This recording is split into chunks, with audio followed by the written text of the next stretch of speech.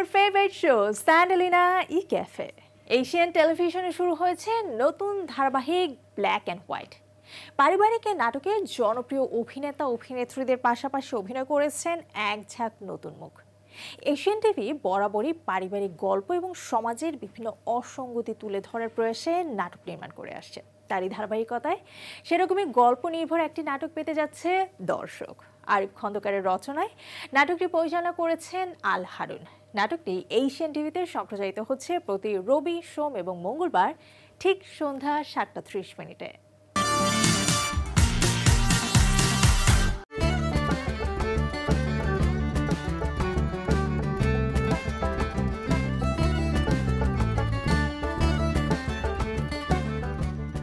ধারাবাহিকটির নির্মাতা আল হারুন বলেন, black and white মূলত কয়েকটি পরিবারের গল্প। আমরা প্রতিটা পরিবারের মধ্যে কিছু গল্প পাই যা কখনো রঙিন, কখনো কালো। আমরা পরিবারের এই রঙিন এবং কালো দিকগুলো এই নাটকের মাধ্যমে তুলে এনেছি। এশিয়ান টেলিভিশনকে কৃতজ্ঞতা জানিয়ে তিনি বলেন, এশিয়ান টিভি পুরাতনদের পাশাপাশি নতুনদের কাজের সুযোগ করে দিচ্ছে। এতে করে ভবিষ্যতের জন্য ইন্ডাস্ট্রি কিছু ভালো অভিনেতা এবং অভিনেত্রী পাবে এবং নতুন নতুন ছেলেমেয়েদের কাজের প্রতি আগ্রহ বাড়বে। আলাদা করা দর্শক একটাই কারণ, সেটা হচ্ছে মানুষ এখন এত বেশি কি বলবো যে নিউক্লিয়ার ফ্যামিলিতে অভ্যস্ত হয়ে গেছে, তো তাদের কাছে পরিবারের ওই ফিলোসফিটা আসলে অনুপস্থিত। তো যখন তারা ব্ল্যাক অ্যান্ড হোয়াইটের মাধ্যমে পরিবারের ওই ফিলোসফি, পরিবারের ওই বন্ধন, ওই আত্মার যে টানটা দেখতে পাচ্ছে, তখন তারা কেউ না কেউ নিজেকেই ওর মাঝে খুঁজে পাচ্ছে। ধারাবাহিকটির কেন্দ্রীয় চরিত্রে অভিনয় করেছেন হোসাইন নীরব এবং আনিকা কবির শখ বলেন, এটি মূলত একটি পারিবারিক গল্প। গল্পটিকে সবাই রিলেট করতে পারবেন। দর্শকরা দেখলে বলবে, ও আচ্ছা, এটা তো আমার পরিবারেও হয়। আমি যে ক্যারেক্টারটা প্লে করছি সেটা হচ্ছে কি একজন সোশ্যাল ওয়ার্কার।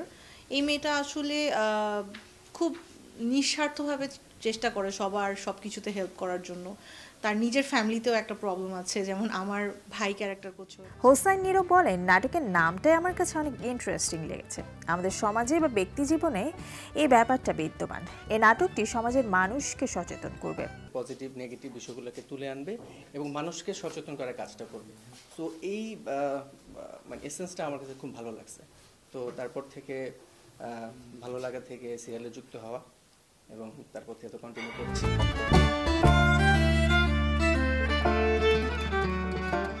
নাটকের নতুন মুখ সঞ্জিদা হিমু এশিয়ান টিভিকে কৃতজ্ঞতা জানিয়ে বলেন, এশিয়ান টিভি প্রতি সারা জীবন কৃতজ্ঞ থাকব, কারণ এই কাজটি আমার ক্যারিয়ারের প্রথম ফিকশন। এই নাটকে আমার চরিত্রের নাম ছোঁয়ার বাবা তাকে শহরে পাঠিয়ে দেয় যাতে সে ভালো কলেজে পড়াশোনা করে, ভালো বিশ্ববিদ্যালয়ে পড়ে। তারপর শহরে গিয়ে ঘটতে থাকে একের পর এক ঘটনা। তো এই নাটকে আমার ক্যারেক্টার হচ্ছে ছোঁয়া। আমি গ্রামে থাকি, আমার বাবা গ্রামে থাকেন। সো সেখানে আমি একটু ইফটিজিংয়ের শিকার হই, যেটাকে বলে। ওই ইফটিজিংয়ের শিকার হওয়ার পর আমার বাবা চিন্তা করেন যে ঠিক আছে, আমি আমার মেয়েকে শহরে পাঠিয়ে দিব, ও ভালো পড়াশোনা করবে, ভালো ইউনিভার্সিটিতে পড়াশোনা করবে। আরেক নতুন মুখ গোলাম দস্তগীর শান বলেন, আমার চরিত্রটি হচ্ছে এক বড়লোক বাবার ছেলে। ও কারো না কারো প্রেমে পড়ার পর বাসা ছেড়ে নতুন একটি জায়গায় ওঠে।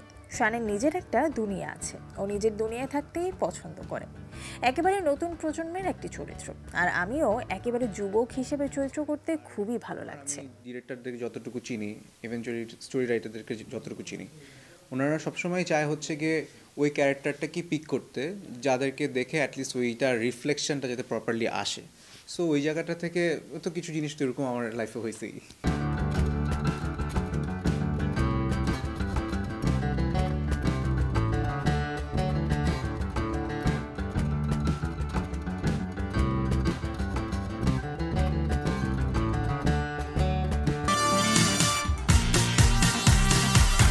দর্শক, এই ছিল আমাদের স্যান্ডালিনা ই ক্যাফের আজকের আয়োজন।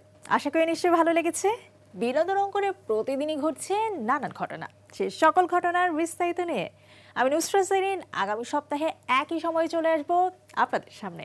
সে পর্যন্ত সবাই ভালো থাকবেন আর অবশ্যই এশিয়ান টিভির সাথেই থাকবেন।